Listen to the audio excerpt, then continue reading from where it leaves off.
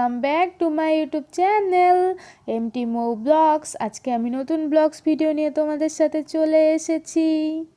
আমার তো রেডি হওয়া শেষ হয়ে গেছে এবং রেডি হয়ে এখন আমরা বিয়ে বাড়ি যাবো। তো দেখা হচ্ছে বিয়ে বাড়ি যাওয়ার পর। বিয়ে বাড়ি আমরা চলে এসেছি। তো গেটটা কিন্তু খুব সুন্দরভাবে সাজানো হয়েছিল, দেখো তোমরা কি সুন্দর লাগছে, কি সুন্দর ফুল দিয়ে সাজানো ছিল গেটটা।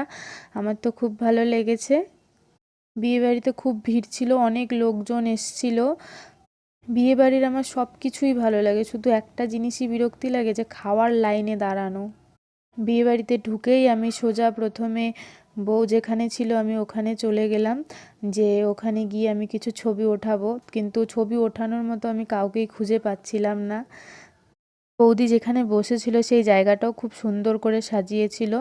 তো মা আমাকে বলছিল যা গিফটটা দিয়ে আয়, বাট আমার খুব লজ্জা লাগছিল, প্রথমবার বৌদির সাথে দেখা হচ্ছে, তো মাকেই বললাম যে যাও তুমি গিফটটা দিয়ে আসো। আমার ব্লগ, এই যে ব্লগে হাই বলো, হাই।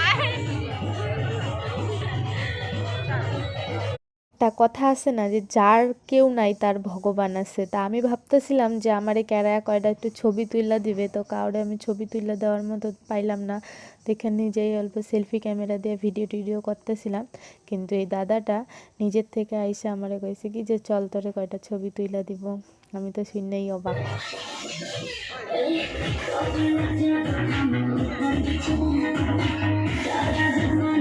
যে দিনকাল পড়ছে মানুষ মানুষের ছবি তুইলা দিবার চায় না, সেই জায়গাতে আবার এই দাদা আমারে নিজের থেকে কইছে যে আমারে ছবি তুইলা দিব, তো আমি তো সেই অবাক হয়ে গেছিলাম গা।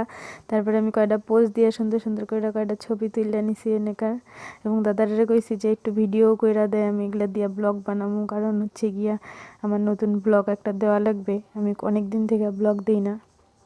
ছবি তোলা হয়ে গেল, তারপর মার সাথে সেলফি উঠলাম কয়টা। হয়েছে গিয়ে আমার সেই খিদা পাইছিল, তো খাবার এনে যা দিই ও মা গো কি বড় লাইন। তারপর আমি আর মা ভাবলাম যে অল্প কফি খায় নেই, তো কফির এনে গেলাম, যাই আমি এক কাপ আর মা এক কাপ কফি খাইলাম, যে না একটু খিদাটা যেন একটু কমে, তারপরে যেন ভাত খাই, ভিড়টাও একটু কমুক, এত লোকের ভিড়।